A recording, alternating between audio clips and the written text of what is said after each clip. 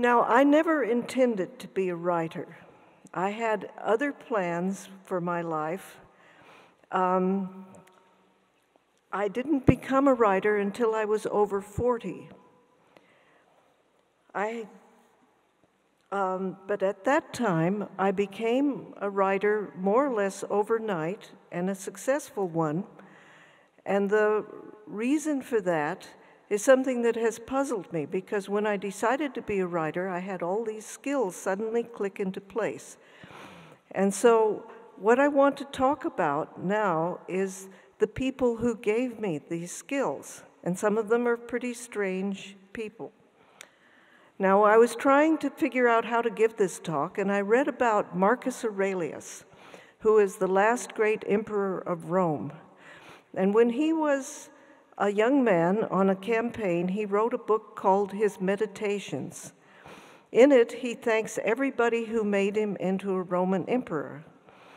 He thanked his father for giving him a good education, his mother for telling him not to brag too much, his uncle for telling him not to bet on gladiators, and not to sit around the house in long robes, because real men don't do that. And I thought, this started me thinking about who had formed my character, such as it was. Until I was over 40, I was a scientist, not a particularly good one, but I was very good at job interviews. For this, I have to thank my friend Dolores, who could get hired to do anything. She once got a job advising the United States Navy on the use of computers. Now, Dolores had about enough sense to get the cotton out of an aspirin bottle. Science was not her strong suit, but she was awfully cute. So when she was finished talking to the admirals, they were happy with their computers. They didn't worry about whether they worked or not. And I learned a lot from Dolores about getting jobs that I didn't deserve. I was hired for a lot of jobs that I wasn't qualified for, but the people who hired me trained me, and there's no better education than hands-on experience like that. And I was also educated by people who didn't know what they were doing. And first of all, let's get this down a little bit. First of all, I want to thank the principal of my grade school, who refused to put me into an accelerated program. He believed that any child could learn anything if taught in the right way, and accelerating a pupil was unfair. And so I was kept back. I arrived in first grade able to read at the 8th grade level. I was put into a reading circle where everybody read the same page 30 times. There were 30 people in the circle, and we went around and each person read this. And this was the time when we had Dick and Jane. So we listened to 30 renditions of See Spot Run, Run Spot Run. And there was one boy in my circle called Henry who couldn't read anything and was never going to read anything. So when we got to Henry, the teacher would prompt him, see, spot, spot, run, run. Very good, Henry. Let's go on to the next page. And Henry and I, because we were the two misfits, became allies. And he was large, and if anybody tried to bully me, Henry would beat him up. He became a very good friend of mine. From this boredom came my ability to daydream. The minute I got into class, my mind was off somewhere else, and someone would have to poke me to read my particular page. And daydreaming is very important to writers, and I learned to do this. But I mustn't neglect my family's influence. They were all storytellers. I don't know if people still do this, what with TV and the internet, but my parents delighted in giving us family history. We learned about how my mother and my aunt, as children, made mud pies behind a doctor's house where he threw out his old medicine. And one day, my aunt dared my mother to eat a mud pie, and she did and was sick for 6 months. We learned about a cousin who was kept in a private harem by a millionaire from Boston. We learned that our grandfather used to sit on the porch at Halloween with a shotgun to discourage trick-or-treaters. He used to fire over their heads. Well, he thought trick-or-treating was a form of begging, and he did not approve of begging, and so everybody in the neighborhood knew about this. My father ran a tuberculosis sanitarium, and one night a rattlesnake climbed into bed with one of the patients, and he convinced the man that it was only his bathrobe cord, and he grabbed the snake by the back of the neck and threw it outside. So all these stories give you a real feeling of family. Life was full of drama in my family. We were all taught to pay attention to details because exciting things happened all the time, and we must be aware of them. Every morning, Mother quizzed us about our dreams. She believed them to be as important as having regular bathroom habits. And if you didn't have a dream, you were suffering from spiritual constipation. The minute I woke up, I made sure that I remembered anything that I had thought about during the night. And Mother looked up the meanings in a dream book. To dream of earthworms, for example, meant treachery and slander. To dream of wigs meant that you were going to catch a cold. This morning ritual taught me how to access the subconscious, something I do every time I write. Mother believed she was a reincarnation of Queen Hatshepsut of Egypt. She knew this because she recognized her temple when she saw it in her astrology magazine. She believed that the trees in the yard contained spirits and would cry if we trimmed them. And so they were permitted to knock over the chimney and to rip off the electric wires on the side of the house. We never cut the lawn unless threatened by the Neighborhood Betterment League. And we were not allowed to kill scorpions or spiders. We always caught them and escorted them outside, where they promptly came back in again. Mother was a fascinating collection of contradictions. She was a devout Christian, so we were never allowed to play cards or watch movies on Sunday. We weren't allowed to cut our hair because only wicked women did that. But she also told fortunes, read palms, and believed in fairies. In spite of having a degree in biology, Mother consulted some extremely weird medical books. She fed us a tablespoon of Vaseline every night, sprinkled with sugar to keep us regular. And I fought tooth and nail for years to not eat it, but I always lost. She was pretty strong-minded. I can thank my mother for training me to live in other countries in the world. Nothing I ever found in India or Africa equaled what I found at home. Mother's cooking was legendary. She had two important beliefs. One, refrigeration preserves everything. And two, cooking kills those little defects that creep in over time. And she told us the story of explorers in Siberia who discovered a mastodon frozen in ice, and they thawed it out and ate it with no ill effects after 10,000 years. As to what it tasted like after 10,000 years, she was silent. This belief meant that the food in the refrigerator was eternal. Not only did this belief tone up my immune system, but it encouraged me to cook at a very early age. There was always a battle when I defrosted the refrigerator, because I would try and throw out the murkier stuff at the back. Most important of all was a collection of green lumps at the back of the refrigerator, and these were mummified wedding cakes. Mother would go to a wedding, and she would always bring home a slice and wrap it up and put it in the back of the refrigerator. And the story was that as long as we had that slice, the couple would not get divorced. And she not only had these lumps in the back, she recognized them. And she would say, "That is cousin Henrietta. She's been married for 10 years now." You know, things like that. So I was never allowed to get rid of these things. Mother had a coffee can on the back of the stove for leftover bacon grease, and she used it to fry eggs. If you looked into this coffee can, at the bottom, almost hidden by flecks of burned bacon, was an industrial-grade cockroach. My sister gets up and leaves the room when I tell this story, but it actually happened. And we never got sick from eating those fried eggs, and as I remember, they tasted pretty good. Mother's attitude to charity was a mixed bag. Most of the time, she was as selfish as a cat, but she surprised us with random acts of goodness.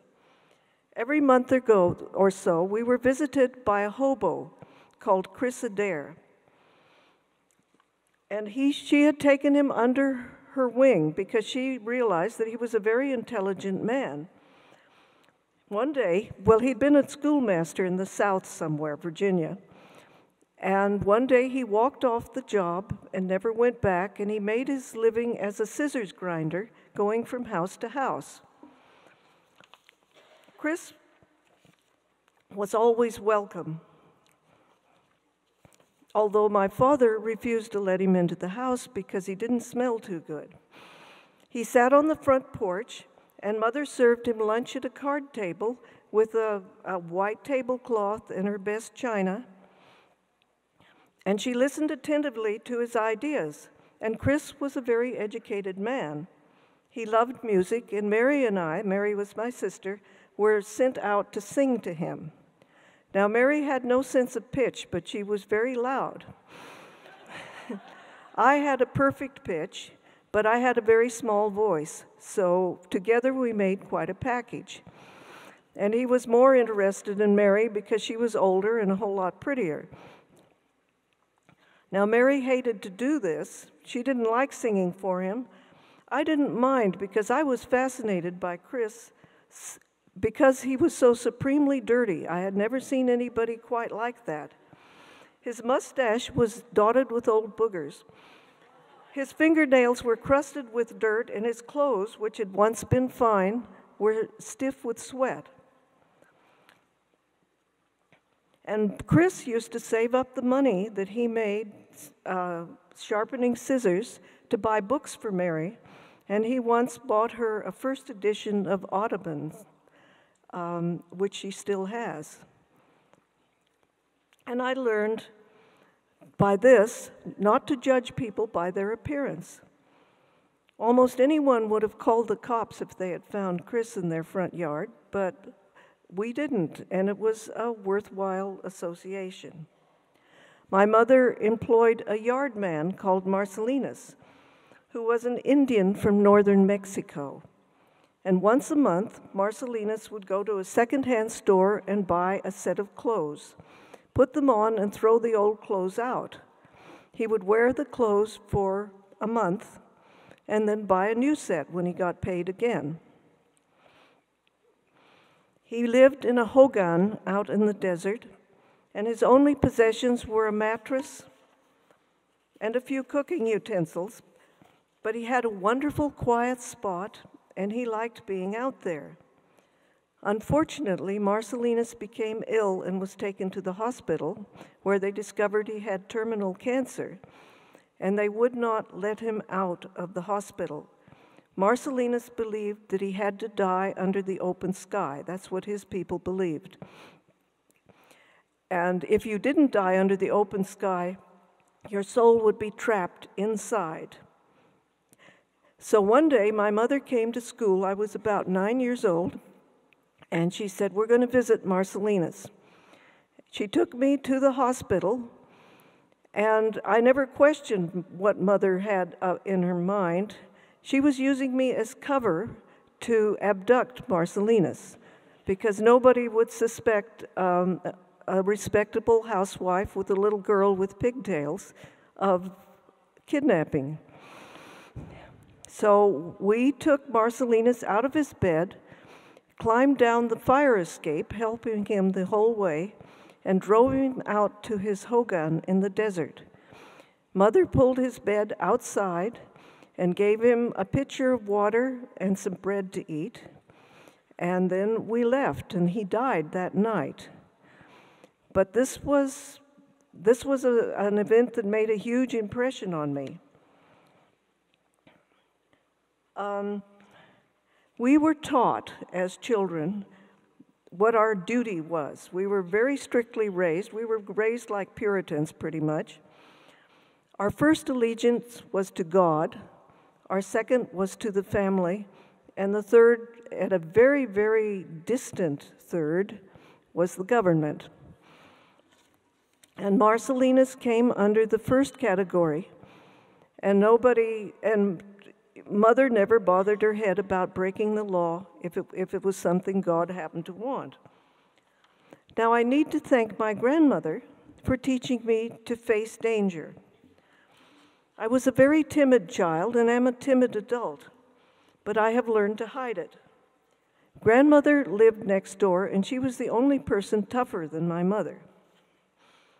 Forget all the stories you have read about sweet old ladies. My grandmother could have stopped a freight train in its tracks. My brother Lee ran out of the house when she came to visit, and my sister would hide. And you could always tell when she was coming by the tap, tap, tap of her cane.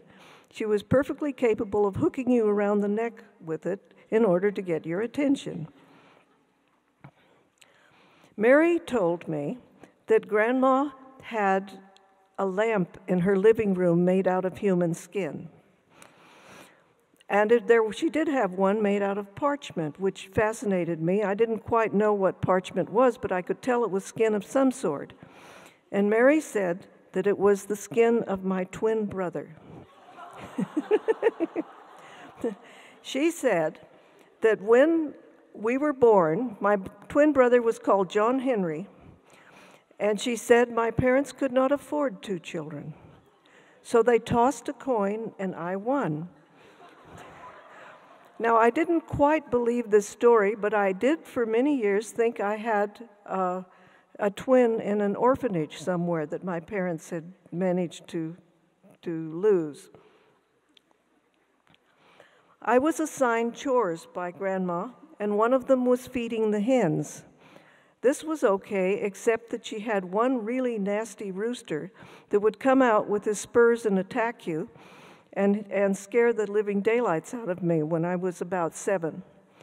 So I went to my grandmother and I said, I can't do this. This rooster is too dangerous. And she said, she had white hair and blue eyes and a really sweet expression. She said, let me show you what to do. So she took me out to the chicken yard, and she went inside. The rooster ran out to attack her, and she hit him with a shovel. She said, this is how you handle roosters. Please remember. I was about 7 when Mary taught me about lightning. She told me it traveled along electric cords, so when there was a storm, I must unplug everything in the house. And I should not stand near an open window, and I should lie down on the floor because lightning always struck the tallest person in the room. So I followed these rules, and one night I was over at my grandmother's, and a storm came up. So I ran around, unplugged everything, and lay down underneath the bed. 1 second later, Grandma had pulled me out by the ankle. And she pulled me to the top of the bed. She opened all the windows, and she shook her fist at the sky and dared God to strike her with lightning. Well, God was spoken of very respectfully in our family, so I was terrified. But the storm passed. Grandma didn't get struck, and I have more or less overcome my fear of thunderstorms since that.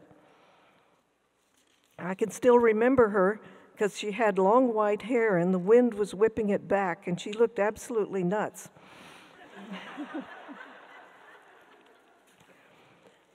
Now, things went on okay. This was in Phoenix, Arizona. And when I was 9, my father had a heart attack and lost his job.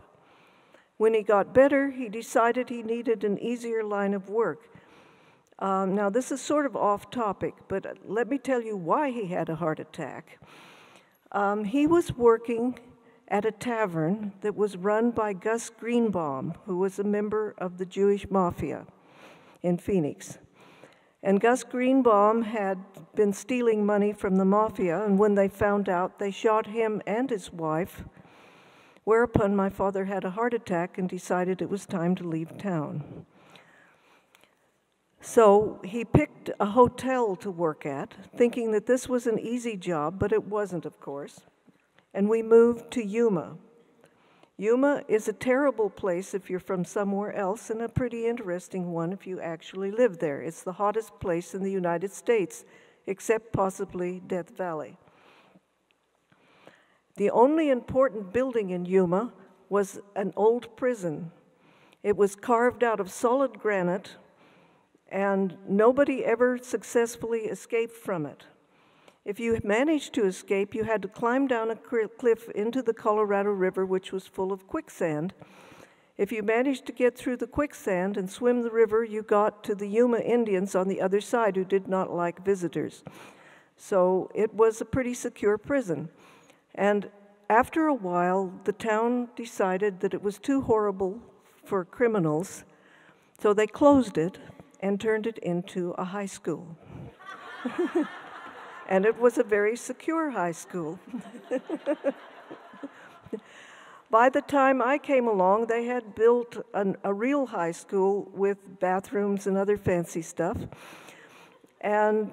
But to this day, the Yuma football team is called the Yuma Criminals. And you can look this up on the internet. They are the Yuma Criminals, and they have a gray T-shirt that looks like some kind of prison uniform with a gangster on it. And I never went to high school there, my sister did, but I went to the grade school, and our team was called the Juvenile Delinquents. Now, on one side of our hotel that my dad wanted to run was a liquor store. On the other side was a bar. And every night, drunks roamed the street until midnight when the bars closed, and they would all get into cars and drive over to California, where the bars were open 1 hour later, and then they would come back, careening back and forth, throwing bottles, picking fights. And one of my entertainments as a child was to go look for trails of blood to see what was at the end of it in the morning. I watched all of this from my bedroom window. And this was the new intellectual environment in which I found myself, is the city of Yuma. The hotel we lived in was run down and sleazy. The rooms cost $3 a night if you wanted air conditioning, and $2 if you didn't mind. The temperature every summer is 120 degrees, so air conditioning might be worth that extra dollar. Down the street, are there children here? I can't see well enough. Anyhow, down the street there were 2 brothels. And of course we weren't allowed to go down there, but I had no idea what they were. What I did notice was that the women sat outside on a sofa wearing pink slips, which I thought was definitely unusual, but I didn't have any idea what I was looking at. I had no toys to speak of. My parents were very poor at this time, and so I inherited the toys of my brother and sister when they were a lot older than I was. Thus, I had puzzles with pieces missing. I had coloring books that had already been colored, and I had 1 skate. My sister had lost the other one. There's not a great deal you can do with 1 skate. So the owner of the liquor store next door decided that I needed toys. So he gave me his old ads. And I made up stories with Johnny Walker and the two Scotty dogs from Black and White Whiskey, and the Old Crow. I had a big statue of Old Crow. I wish I had all those now. It was hard making up stories, but you make do with what you have. And I also had a plastic cube with 4 roses in it. You might not know these brands. I don't know if they're still being made. But these were the dolls I had as 9 and 10-year-old. And because because my father was in poor health, I was given responsibilities as an adult. And I kept the desk and rented rooms during the morning when I wasn't in school. I was a very small child, and I could hardly see over the desk. But I showed people rooms, and I rented rooms, and I counted the laundry, and I did all kinds of things when I was 9 and 10 years old. My father trained me to keep the books. And fortunately, I was pretty good at math, and I was expected to handle emergencies. One day, the police came in when I was on watch, and they wanted to arrest a bank robber. And they hid behind the desk. It was something like this podium, and I was standing at the desk, and the cops were all around my feet. And when the bank robber came in, I gave him his key, and once he went upstairs, the police chased after him with guns drawn. Now, when my mother went to clean his room, she discovered teddy bears, because he had broken out of prison and stolen and robbed a bank and bought teddy bears for his children. He wanted to go home. Well, she was very, very upset by this, so she wrapped up the teddy bears, added $5, and sent them on to the children.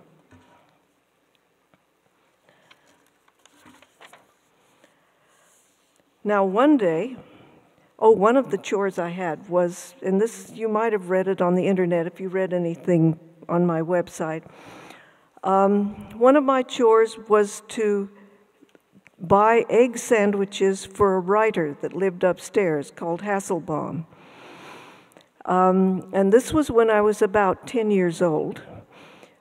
He would write one Western a month, and he would get paid $300. I don't think he made any more than that, but it was enough to keep him in whiskey and egg sandwiches. He sat up there and drank all the time. Well, one day I went up to take him his egg sandwich, and he was convulsing on the floor. And I was the only person in charge of the hotel. I don't know where my parents were, but they weren't there. So I called an ambulance. Now, Hasselbaum used to write the same story, just with different names every month. And there was always some cowboy with blue eyes and who was about 6 feet 6 inches tall. And at a critical point in the novel, this cowboy would say to the bad guy, "Look into my ice blue eyes," and then he would beat them up. Well, the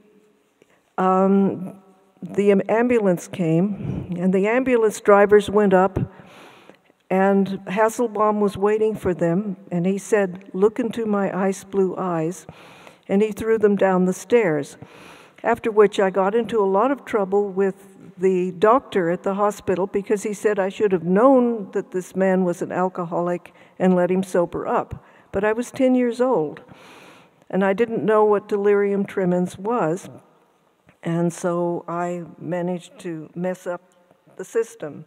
It occurs to me that maybe it wasn't a good idea to leave a 10-year-old girl in charge of a hotel with a bar on one side and a liquor store on the other.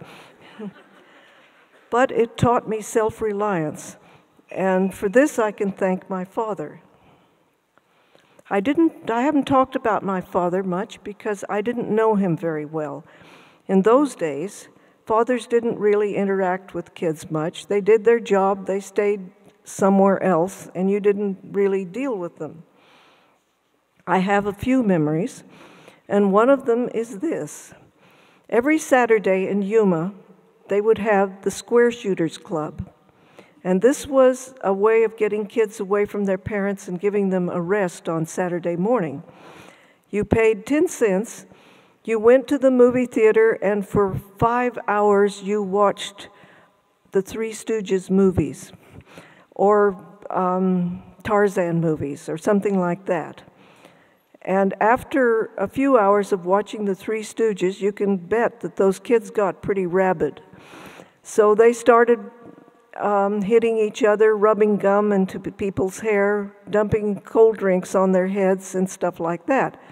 So one day I came home with a black eye from getting kicked while at the movies. And my father was delighted. He took me to the American Legion Hall, where he spent a lot of his time, and showed me to the old soldiers, and he said, "This is my kid. She got a black eye from getting kicked in the eye in the movies." And they all admired the black eye, and then let me sit at the bar and gave me a Coke. And ever after that, my father took me to bingo night on Friday, and I hung out with the old soldiers and heard them tell yarns, and I learned a lot about storytelling from those guys. This was a very valuable experience.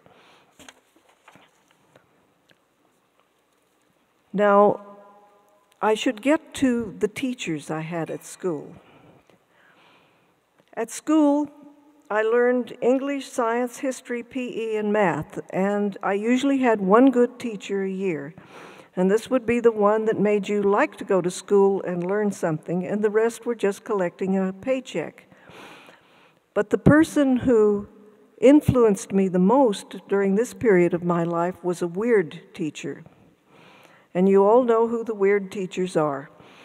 They are the ones who believe that aliens have traveled light years to get here and mutilate cattle.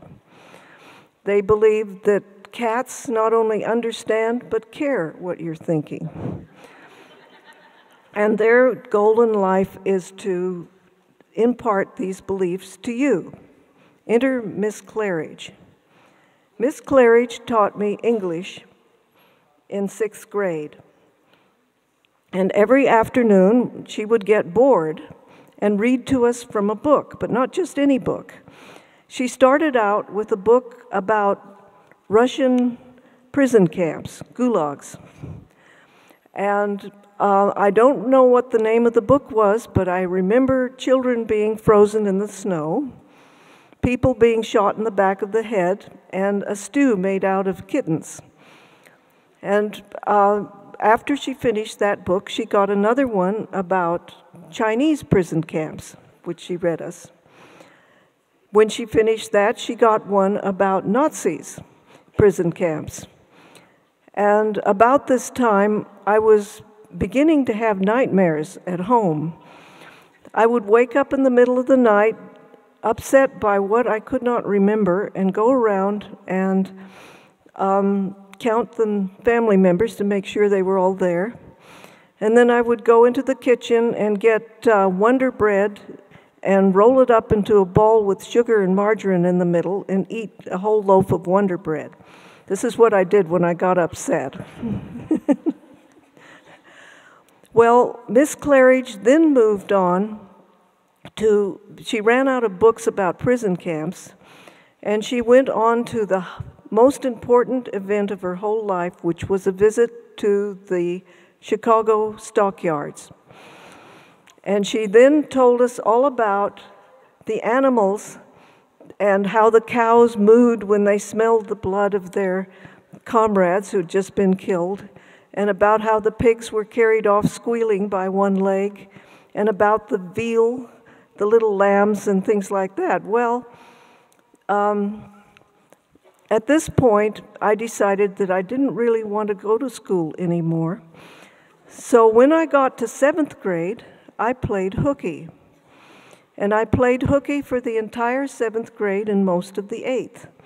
And when I showed up at school, the teachers would say, "Who are you?"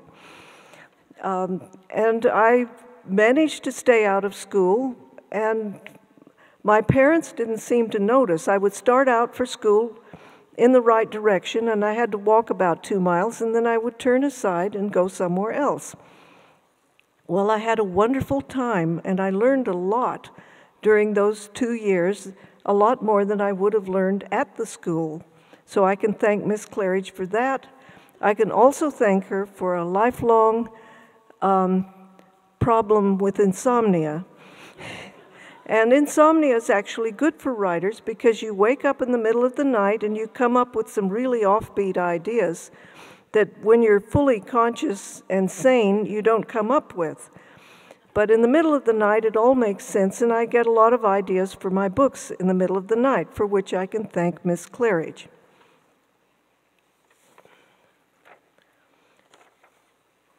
Now, I did wonderful things with that year and a half. I explored.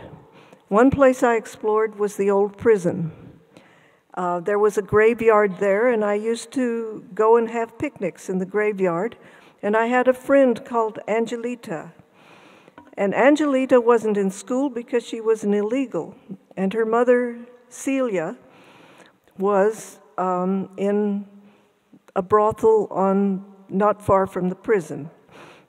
And this was an old building, 3 stories high, on very shaky ground, and it used to wobble around like a loose tooth on the sand. And Angelita and I used to spend a lot of time in Celia's room, and she is the model for Celia in The House of the Scorpion. She slept all day. All the women in that house slept all day, which is something that we didn't figure out, or at least I didn't figure out. And I didn't know where all the fathers were, but I assumed they were off to work somewhere. I was a fairly naive child. At the museum, at the prison, there was a museum run by an Indian called Arthur Godfrey. And he had painted all sorts of things, and he collected money, but he let me wander around this museum and showed me all the old hangman's ropes and things like that. But there was one thing that fascinated me in this museum, and I have met one other person from Yuma who remembers this. It was the petrified woman. And Arthur said that he dug her up from the sands of the Colorado River and that she had turned to stone just like the trees in the petrified forest in northern Arizona. And so I used to go there every day and look at the petrified woman, who was obviously made out of plaster of Paris, but I didn't know that in those days. I don't know what happened to her because the last time I went, they had cleaned up the museum and it wasn't nearly the exciting place that I remember as a child. No children were allowed to visit me because we lived in the bad part of town. So my childhood was mainly with adults, and mostly adult men, because there weren't very many women there either. So I spent night after night with truck drivers and railroad men and occasionally cowboys, rodeo riders, and once a year, the Grand Ole Opry. These were the stars that weren't important enough to get into a good hotel. They would stay in our hotel, and they would sing and tell stories. So this was a very good upbringing for me. Let's see. Now, oh yeah, there's one of the memories of Celia's house, which I have described in The House of the Scorpion. She had a big double bed, and she had a statue of the Virgin of Guadalupe. She had a picture of Christ with his heart stabbed by 5 swords. That's very popular in Mexico. And she had a glow-in-the-dark crucifix that used to really creep me out. But she was a very nice woman and a very motherly woman. There was one place in town that had a magic allure to me, and that was the Sanguinetti Mansion. Sanguinetti owned the town, and he was my father's boss. He had, this is where El Patron's house comes from. He had a mansion with a yard. I would go up to it, and it was surrounded by chicken wire, but you looked through and you saw an actual lawn which in Yuma was unheard of. There was really grass in there. Not only that, but he had peacocks, he had a zoo with all kinds of exotic birds in it, he had a fountain, all these things. So I made a hole in the fence and I would go through and I would explore the Sanguinetti Garden. I went back there as an adult and my memory of it is pretty well perfect, except that being a child, it looked a lot bigger to me then. It's not a very big place, and it's now a museum in Yuma, but it is the original for El Patron's mansion. And I don't think I'll get into libel suits at this point talking about Sanguinetti and his resemblance to El Patron in many respects. But anyhow, he was a pretty rough character. Oh yeah, and another thing he had in his yard was an American eagle. Now, it's a bald eagle. You're not allowed to keep those things in cages, even then. They were a protected species. But Sanguinetti had one, and it was in a big, dirty cage, and I used to sit there and watch this eagle because it was dirty, so there were a lot of flies. So the lizards would creep in to catch the flies, and then the eagle would pounce and eat the lizards. And this was part of the entertainment of being out in Yuma when I wasn't in school. You may wonder why my parents never caught on to the fact that I wasn't in school. Well, they were tired and discouraged, and they worked hard, and they simply didn't pay any attention. My brother and sister were both in college. I was alone, and so I pretty much led my own life for 2 years there. I used to climb up onto the roof and jump from building to building along Main Street. I would go to the movie theater because there was a trap door in the top of the movie theater, and I could open it and go in and watch movies for nothing. And once I went in there with a bottle of moths that I had caught and turned them all loose so that they would dance in front of the beam. There was a bowling alley that I used to go and watch. And this bowling alley, that was the days when they didn't have automatic pins going up. They had to have somebody put up the pins. And they had a mentally challenged man whose job was to go and put up the pins, and the bowlers used to roll the ball at him to see if they could hit him. And once they broke his arm, and my mother took him in and took care of him. It was a rough town. And when I wasn't exploring or at the prison, I played cribbage with the old retired railroad men and listened to their stories. And I can thank those people for teaching me how to spin a yarn. I also played with 2 boys called Tom and Jerry. Now, there weren't very many children in that part of town, and if they were there, they were generally up to no good. These children belonged to people who ran a wedding chapel. And in those days, one of the big industries, what would you call it, businesses in Yuma, was to marry people. Because in California, if you got a wedding license, you had to wait 3 days for a blood test. In Arizona, you didn't. So people would come from Los Angeles, San Diego. They would drive across the desert while they hadn't sobered up yet and get to Yuma, which was lined with wedding chapels on both sides of the street from California. And they were very competitive. They used to offer you a free spaghetti dinner if you got married here, or they would give you a ticket to the movie or something like that. Well, this wedding chapel where Tom and Jerry lived, the big joke was that their parents weren't married. But nobody much cared. And my parents used to go over there and be witnesses for the weddings. I used to go over there and play with Tom and Jerry because there was nobody else. And they were generally out of school because they had been expelled.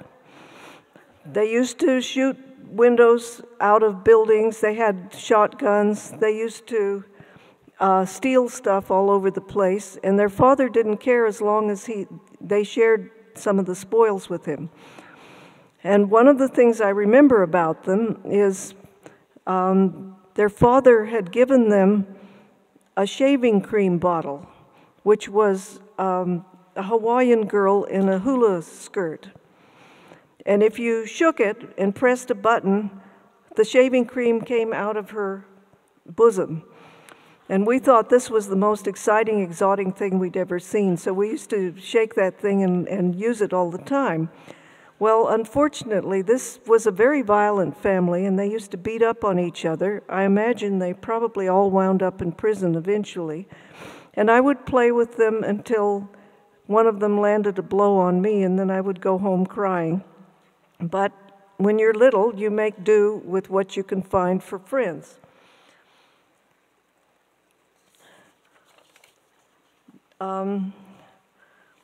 Now, I had been doing this for some time, and I'd been wandering around, and one day I was walking along the streets of Yuma, and they're very hot.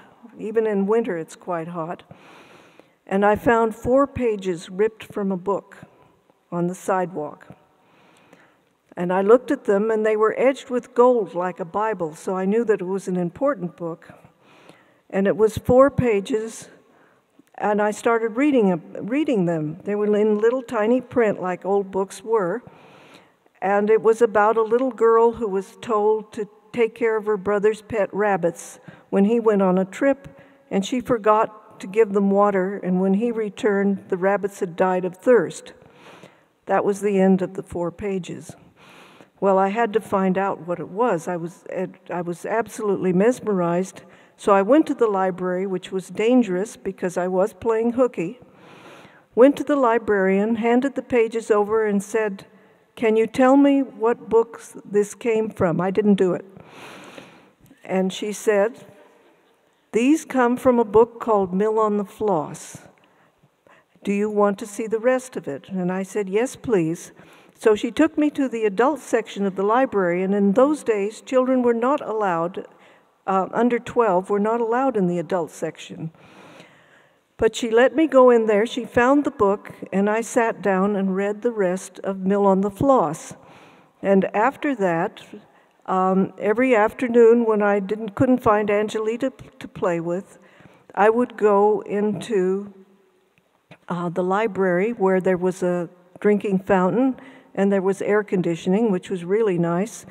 And I read my way through John Steinbeck and Ernest Hemingway and all of these adult books, and that librarian, who knew perfectly well I was playing hooky, never turned me in. So this was, I have to thank her. I can't remember her name, but she certainly gave me a wonderful education in literature.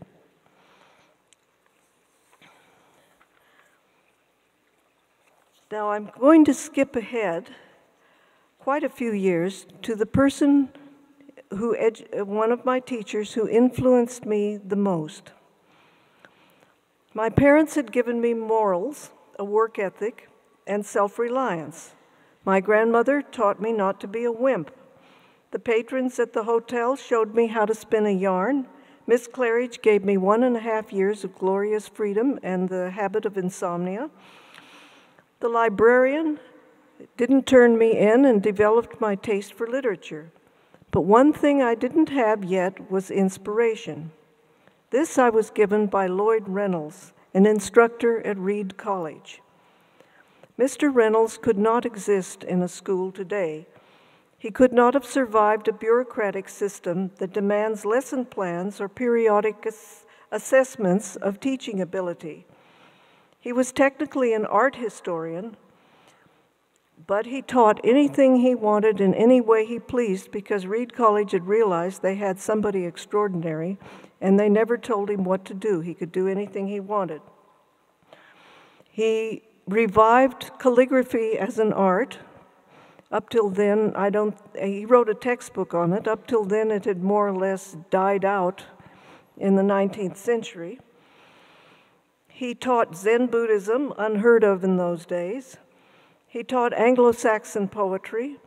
He showed us pictures of fountains in Florence and lectured us on why cities need fountains, because it's the mark of a high civilization, that the sound of water is important. You never knew what he was going to do next. And two of his students were Gary Snyder, the poet, and Steve Jobs. And I don't know if either of them actually finished their degree, but he certainly influenced both of them.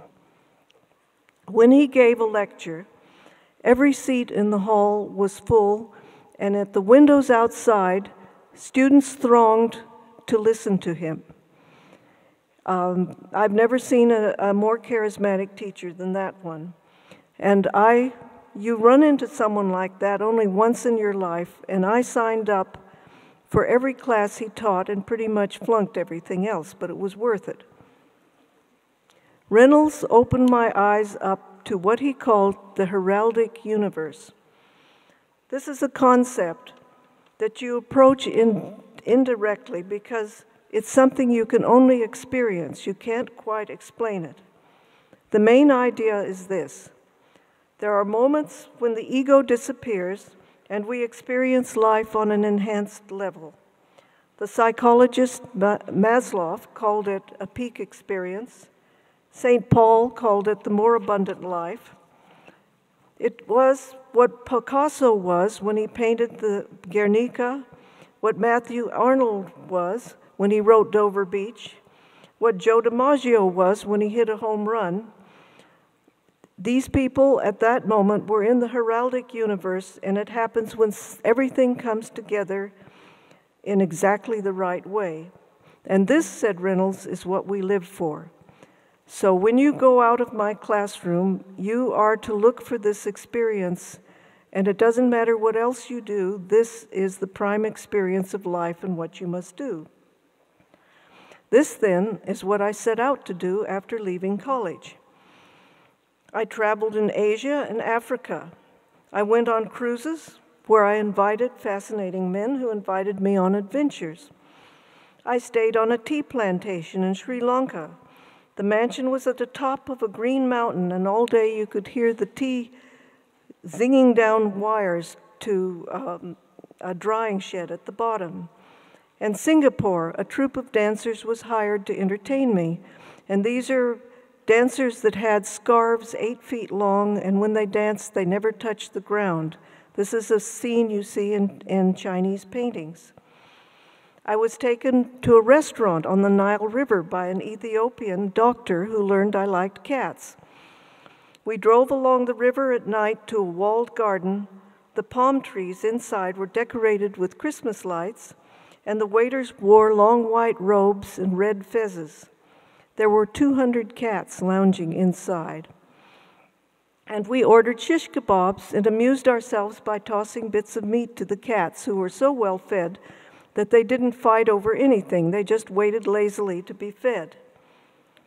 And when they were happy, they purred, and the purr was like distant thunder, as you can imagine if you have 200 cats purring. As you can see, I wasn't planning to be a writer, and especially a children's writer at this point. I was looking for the heraldic universe. But one day, when I was over 40 years old and married and with a small child, something happened. I was reading a book by Margaret Forster about a boy falling into a frozen lake in England, and all of a sudden I thought, I can do this. I sat down at the typewriter. 4 hours later, I awoke with an entire short story, which wasn't publishable, but it wasn't too bad either. And at that moment, all the things that I'd been taught by the old railroad guys and by Miss Claridge and by Lloyd Reynolds fell into place, and I had the tools to be a writer. And I became a writer on that day and have been one ever since. And that's all.